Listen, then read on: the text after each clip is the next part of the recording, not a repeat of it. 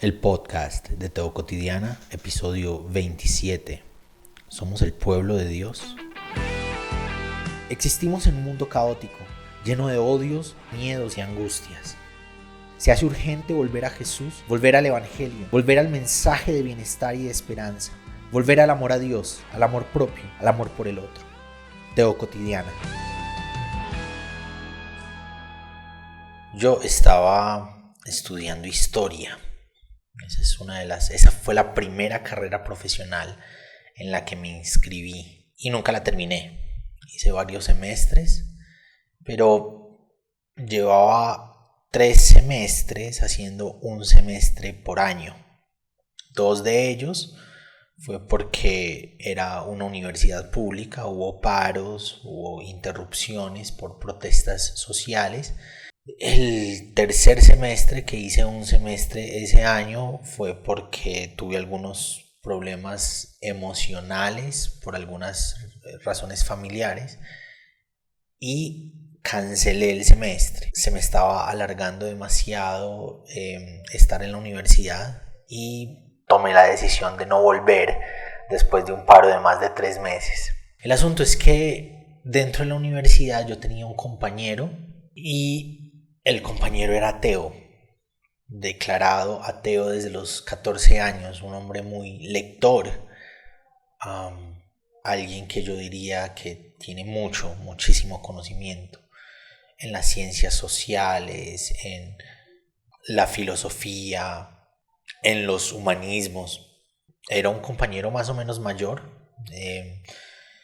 y fui muy cercano, hacía parte como del grupito con el que siempre estábamos en la universidad de manera cotidiana, los que siempre jugábamos, los que siempre conversábamos, los que siempre estábamos como juntos en el momento de comer, de salir, de hacer.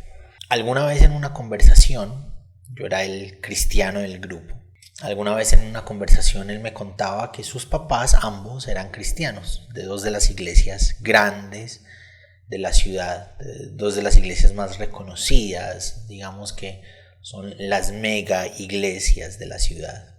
Y él creció viendo a su papá y a su mamá peleando en choques bien fuertes al respecto de quién estaba en la iglesia correcta y al respecto de que el otro era un mundano, pertenecía a una iglesia que no era la escogida por Dios, que no era la que le pertenecía a Dios, que hacía cosas o enseñaba cosas que iba en contra de lo que se supone que Dios quería decir y enseñar.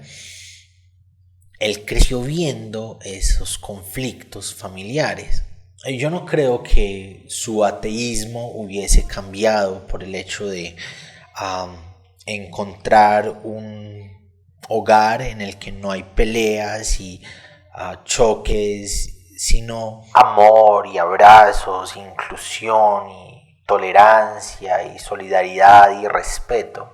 No creo que su idea de Dios en lo que estudió, en lo que leyó, hubiese necesariamente cambiado. Lo que sí creo es que por lo menos tendría un referente menos chocante, menos distorsionado de lo que significa ser cristiano, ser seguidor de Jesús. Él cuenta que eran peleas bien fuertes, discusiones bien fuertes, que pasaban de el disgusto al grito y del grito a otras cosas, ¿no? Yo crecí en un ambiente en el que yo tuve la fortuna de hacer parte de el remanente de Dios, el grupito de todas las naciones de la tierra, de todos los cristianismos existentes y por existir. Yo era parte de un pequeño remanente de los que sí eran el pueblo de Dios, de los que sí eran santos, de los que sí predicaban la sana doctrina, de los que sí hacían parte de el proyecto de Dios y de todo lo que Dios pensaba, creía. Nosotros, el grupito en el que yo crecí, sí éramos la voluntad de Dios.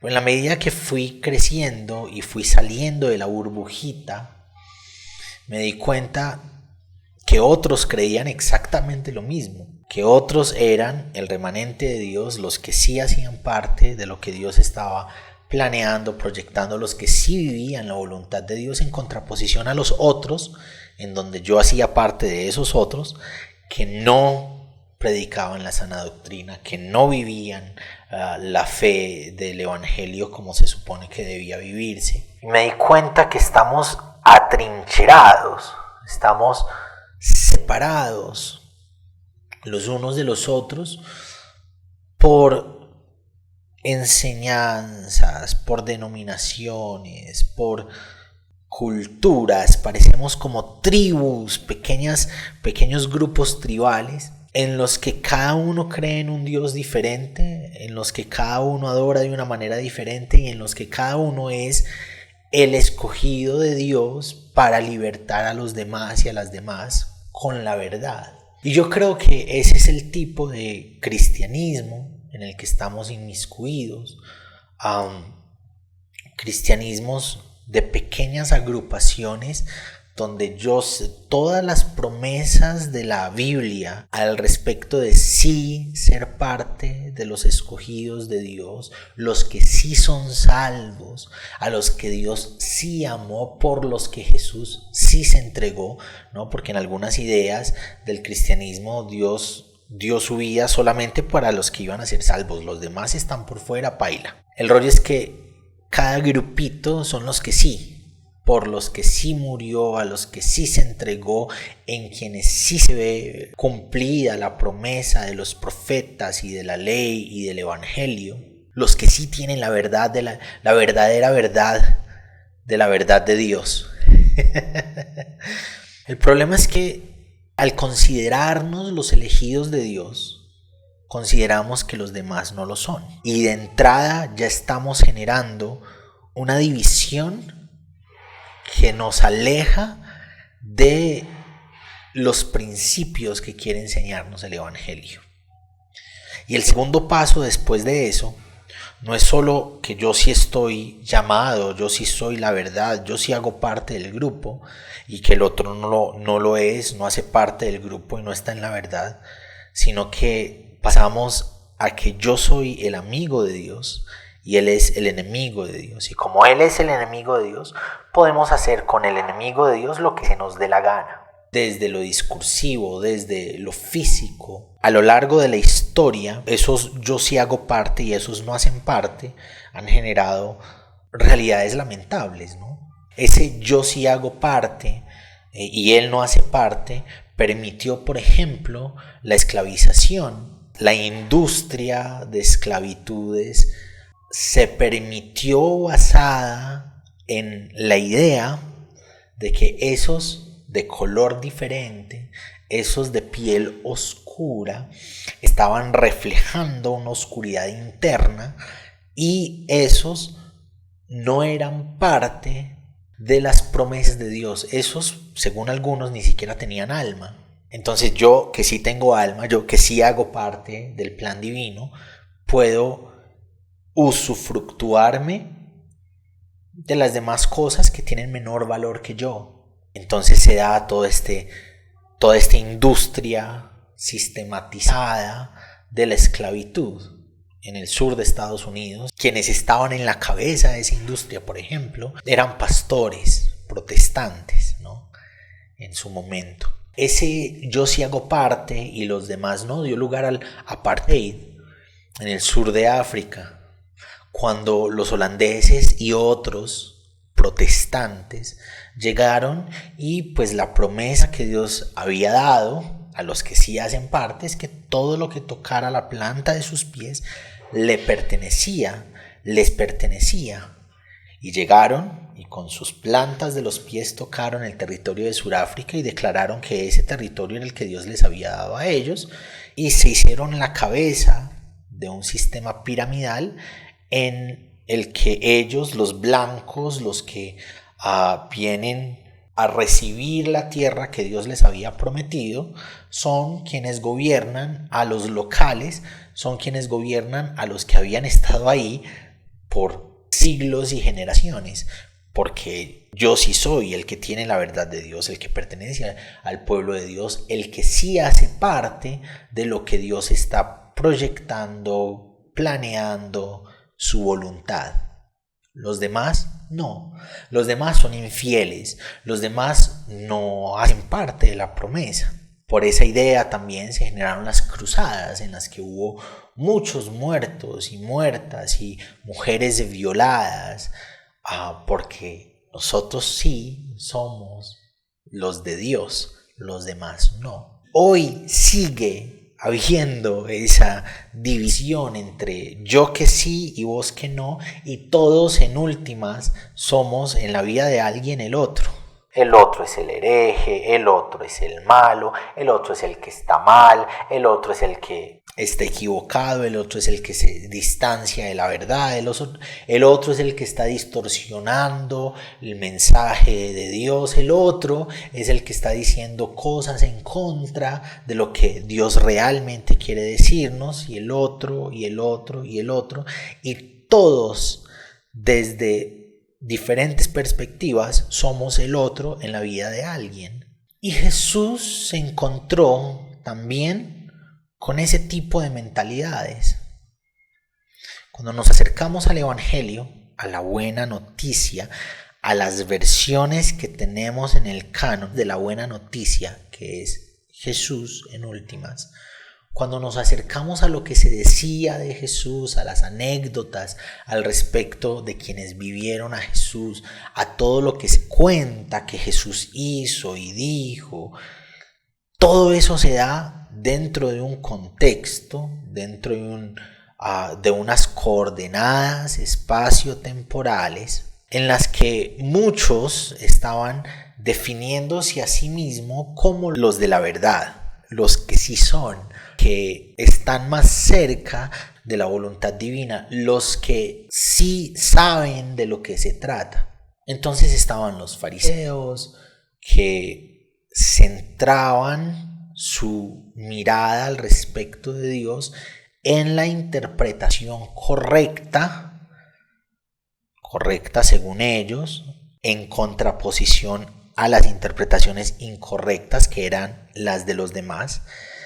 Habían por lo menos 7 líneas diferentes del fariseísmo en la época, chocaban unas con otras, y cada una de esas líneas decía ser la verdadera o decía ser la que tenía la verdad. Se centraban en el cumplimiento estricto de las escrituras, se centraba en basar la espiritualidad y la fe a la luz de la letra específica de las escrituras, de lo que se leía en las escrituras y de las interpretaciones que cada uno de ellos había dado de acuerdo a su idea de yo sí hago parte de, mi interpretación es la más correcta, mi forma de entenderlo es como debe entenderse, y dejaba un montón de gente por fuera de la gracia divina, por fuera del abrazo divino, por fuera de lo que Dios es como familiar y cercano. En la mentalidad de ellos no era para todos y todas, sino para ellos y quienes pensaran como ellos y quienes actuaran como ellos dijeran, quienes se comportaran de acuerdo a lo que ellos hablaran. Estaban los esenios, que era un grupo de personas que pensaba que el mundo se había contaminado.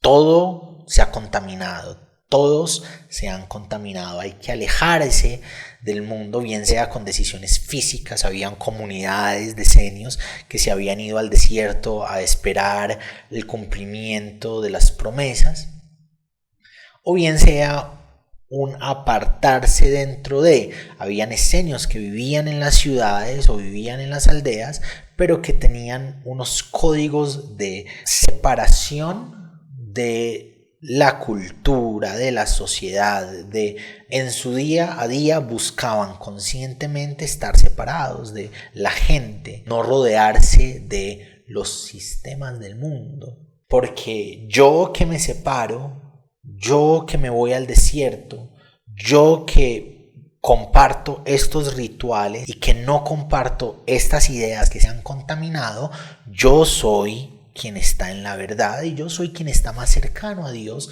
y a su voluntad y a lo que Dios quiere decirle a las personas, porque yo sí he comprendido cómo debo separarme de los demás. Yo sí estoy en separación de todo lo malo y de todo lo contaminado. Y estaban las autoridades del templo, ¿no? Quienes administraban los rituales del templo, quienes servían, quienes estaban al servicio de las tradiciones del templo.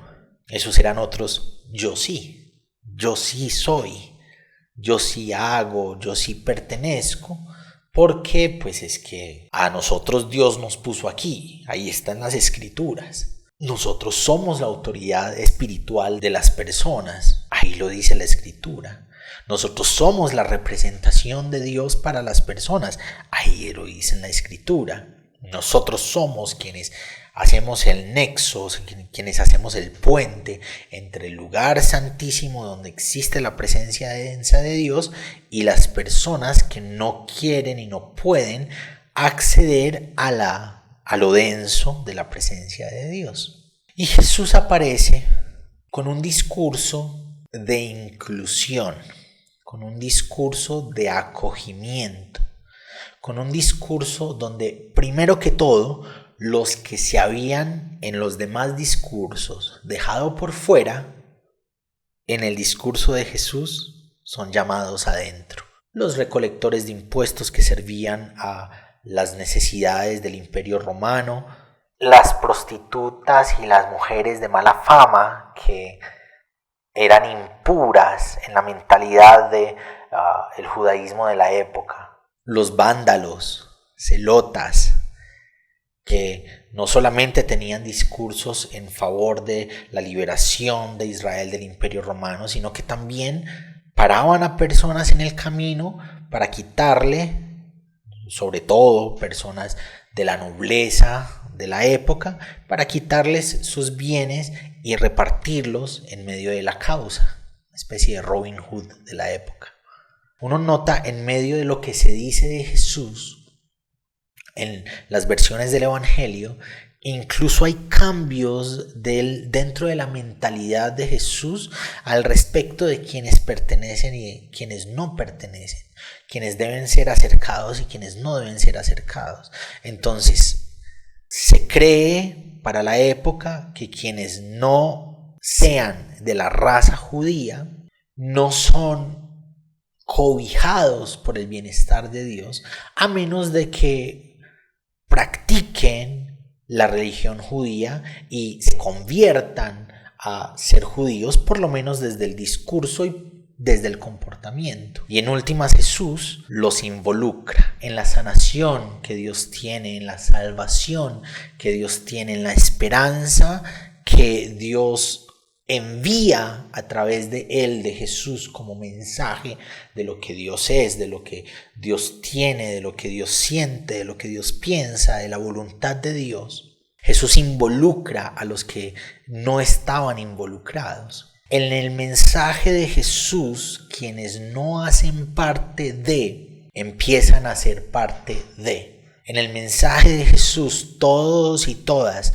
quienes han sido rechazados, segregados, señalados por ser el otro, esos que no son dignos, esos que no tienen lo que se necesita, esos que claramente se comportan y tienen señas de que Dios los ha abandonado y no tienen nada que ver con Dios y con lo que Dios tiene para las personas escogidas, esos son traídos, son aceptados, son acogidos como hijos, como hijas, son revestidos en Jesús.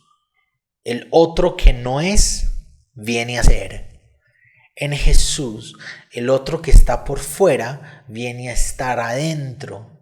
En Jesús podemos sentarnos en el banquete comunitario donde a la mesa hay diferencias, pero cada uno de esos diferentes son parte del proyecto del reino de Dios. Somos parte del proyecto del reino de Dios. En Jesús no hay pequeños remanentes al respecto de otros que no son de mi forma de entender el mundo y por lo tanto no hacen parte de la gracia de Dios, el bienestar de Dios, la voluntad de Dios, el proyecto de Dios. En Jesús, todos los que creemos que están por fuera han sido llamados a estar adentro. Al final nos damos cuenta que hay diferentes discípulos y discípulas de diferentes líneas, de diferentes pensamientos que habían sido llamados a la mesa. Aparece el fariseo que era su discípulo. Aparece la prostituta que era su discípula. Aparecen los pescadores, aparecen los campesinos que han sido relegados en la mentalidad social de la época, no son tan importantes, son sus discípulos. Aparece el celota, el bandolero, el que tiene ideas de libertar al pueblo israelita con la espada en contra del Imperio Romano, que también para con su espada a las personas del camino para robarles sus discípulos. Y aparece el recolector de impuestos que le sirve al Imperio Romano, su discípulo. En Jesús, en el Evangelio, en el mensaje que Dios nos da a través de la encarnación de su palabra, de su logos, hay un llamado a aceptar al otro que piensa y que actúa y que vive diferente como parte de la mesa de salvación, a disfrutar esa salvación que Dios nos sirve en medio de su buena noticia. Los ejemplos del amor al otro en el Evangelio tienen que ver con otro que no es parte de. Los samaritanos una y otra vez son usados como el ejemplo de cómo amar al prójimo, de quién es el prójimo en quien se ejemplifica el amor. No es el sacerdote que sigue a cumplir con sus tradiciones y con su función del templo. No es el levita que pasa por el camino y sigue a su servicio, a cantar, a tocar, a cuidar el diaconado del templo. Mientras pasan y ven un cuerpo y no le paran bolas. Es el samaritano que es diferente, de una raza diferente, de costumbres religiosas diferentes, que para en el camino, nota que hay alguien ahí tirado, nota que necesita ayuda y se encarga de esa persona. El samaritano en la mentalidad judía era alguien que estaba por fuera, y en los relatos de Jesús son personas que son traídas adentro en sus discursos, porque en Jesús no se trata de los escogidos de Dios en contraposición a los que no son escogidos. En Jesús todos y todas, de manera universal, somos llamados a vivirlo, somos llamados a buscarlo, somos llamados a entrar en la fiesta de salvación, en su banquete, en su fiesta de salvación. En Jesús el otro no es un enemigo al que hay que acribillar, el otro es un amigo al que hay que invitar a la fiesta del banquete, al banquete de la salvación, donde todos y todas, en medio de nuestras diferencias, somos llamados a sentarnos con Jesús, a vivirlo, a escucharlo, a celebrar con Él la buena noticia. En Jesús las peleas entre arminianos y calvinistas, entre todas las iglesias históricas y los pentecostales, entre esta denominación de mi ciudad, que son los más santos, y esta otra denominación de mi ciudad, que también son los más santos. En Jesús esas peleas son llamadas a cesar y somos llamados a vivirlo desde la unidad, y a partir de la unidad es que las personas van a saber que Dios es Dios. Que ellos sean uno, Padre, como tú y yo somos uno, para que el mundo crea. Nuestro mundo se está hundiendo en una realidad de no creencia, de escepticismo, de sospecha. No porque no hayan suficientes argumentos científicos pululando para demostrar que Dios es real, sino porque existimos en medio de iglesias que en vez de juntar separan, que en vez de amar odian, que en vez de acercar generan brechas. Generamos brechas en los que siempre yo soy el que agrada a Dios y el que no lo agrada es el otro. El Evangelio nos llama a vivir a Dios con el otro desde nuestras diferencias. En últimas, la compilación que tenemos con la que nos acercamos a Jesús son 4 versiones que nos dicen 4 cosas diferentes de Dios. Y es cuando juntamos esas 4 diferencias que vemos a Jesús de una manera más clara. Hay diferentes cristologías en el Nuevo Testamento y es cuando juntamos esas diferentes cristologías que nos acercamos al mensaje de Dios en Jesús de una forma más clara. Es cuando juntamos nuestras diferencias con las demás iglesias, con las demás denominaciones, que podemos ver a Dios de una forma más clara.